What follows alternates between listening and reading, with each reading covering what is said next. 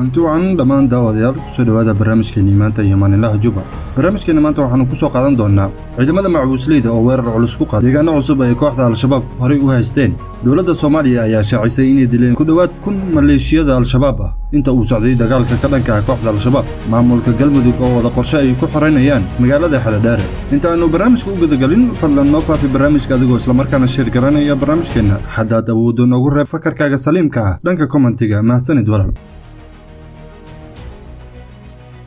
أنا كوبي وزير كحجينك وزارة ورفافينتا أيها شاهد دولة أوكاشن سعيدة مدى معوس ليدا أي مدافر بلاد جدود كسارين الشباب بقول كي بس عشان قبل كهيران سدوا كلوحة وشاهد من كسارين مجالوين بدن أوكيالا قبل هذا جل مدوك شبه هذا دحاء شبه هذا هاسة الكاسو وشاهدين أفرتا بلاد جده أي كودلين كدوات سجال بقول أمليشيا الشباب يسديتن هرجوجيا شكوه الشباب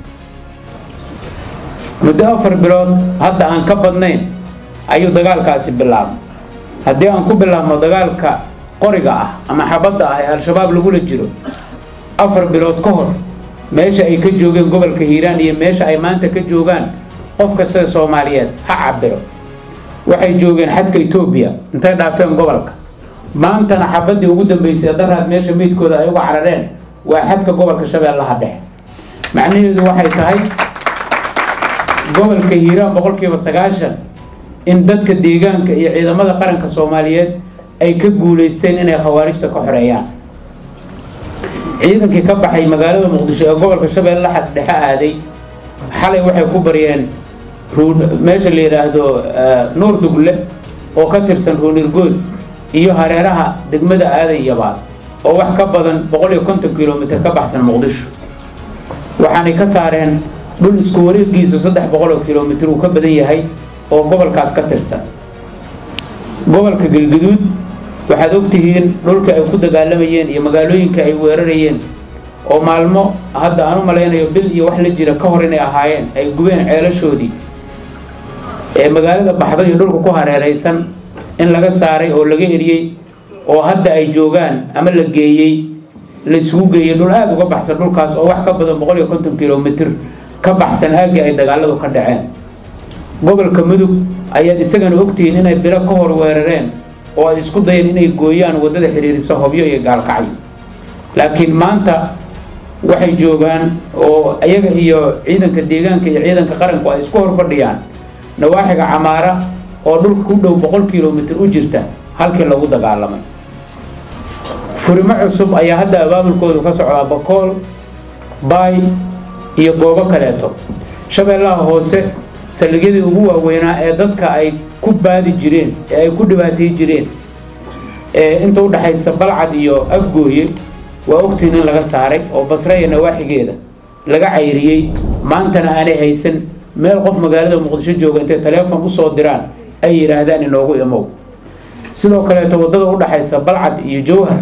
sidaas oo kale ayaa dhul aad u fara badan laga nadiifiyay oo laga saaray warka soo baxaya gobolka Hiiraan ayaa sheegaya in ciidamada macbuusleyda ay weerar kula wareegeen fariisimo cusub Al-Shabaab ay ku lahaayeen deegaanada Beerey iyo Dhogor kuwaasoo dhaca koonfurta magaalada Beledweyne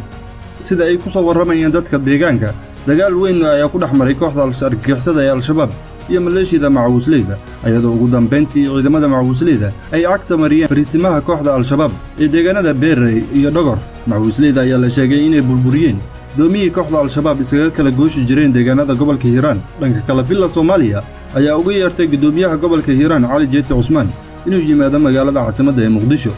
Cali Jeete ayaa ka degay magaalada Muqdisho isagoo ay weheliyeen xildhibaano ka tirsan golaha shacabka Soomaaliya kuwaasoo ku sugnaa jiida hore ee dagaalka maalmihii la soo dhaafay xildhibaanada ku weheliyay safarka gudoomiyaha Cali Jeete waxay kala ahaayeen Maxamed Cabdulqaadir Maxamed iyo Maxamed Cabdullaahi Buraale wargeyska maalinlaha Juba ayaa helay ila sheegaya in fariinta loogu yeeray gudoomiyaha Jeete ay ka timid xafiiska madaxweynaha iyo kan ra'iisul wasaaraha ilaha aanu helnay ayaa sheegaya in madaxweynaha Hirshabelle uu ka xumaaday gacan dhaafka filla Soomaaliya maadaama filla Soomaaliya ay rabto in Cali Jeete looga haro hoggaanka la dagaalanka Al-Shabaab ee gobolka Hiiraan halka Guudlaawe uu doonayo inuu horkaco xoreynta deegaanada maamulka Hirshabelle Cali Jeetena uu asaga u daba fariisto howlgallada ka dhanka ah kooxda argagixisada ee Al-Shabaab waxaa sidoo kale aanu helnay in filla Soomaaliya ay doonayso inay kala hadasho gudoomiyaha Cali Jeete dhaawacii ka soo gaaray muuqaalka Soomaaliya falkii ay ku kaceen ciidamada macbuusleyda kaasoo ay shirib ku dul ciyaareen meydadka kooxda Al-Shabaab taasoo dhalisay hadalhayn dhanka social media ah. Madaxweynihii hore ee Hirshabelle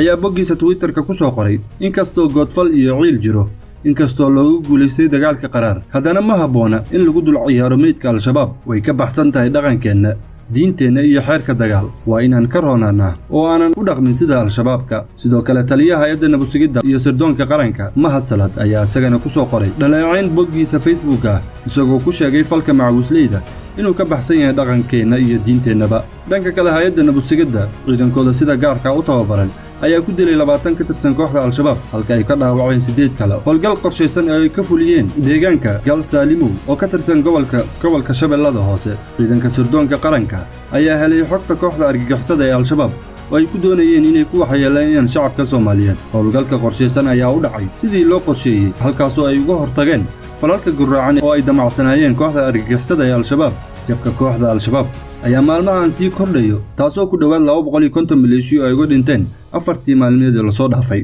Dagaalka ka dhanka ah kooxda argagixisada ayaa meel sare marayo.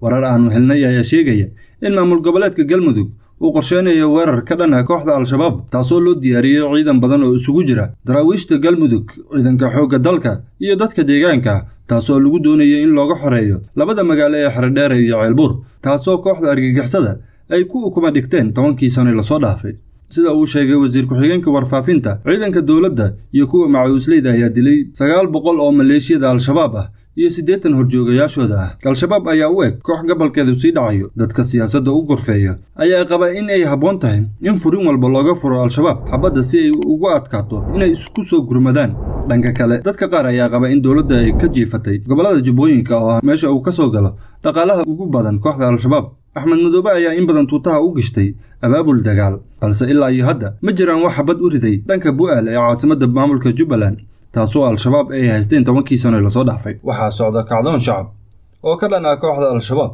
kaasoo ka socda dhammaan gobolada koonfurta Soomaaliya marka laga reebo Jubbaland. Isku soo wada duubo dadka ka soo horjeeda siyaasadda Axmed Madoobe ayaa qaba in Axmed uu dan u arko jiritaanka kooxda al-shabaab maadaama haddii al-shabaab laga saaro gobolada Jubbooyinka ay imaanayso isla xisaabtan dhanka hoggaanka sare ee Jubbaland.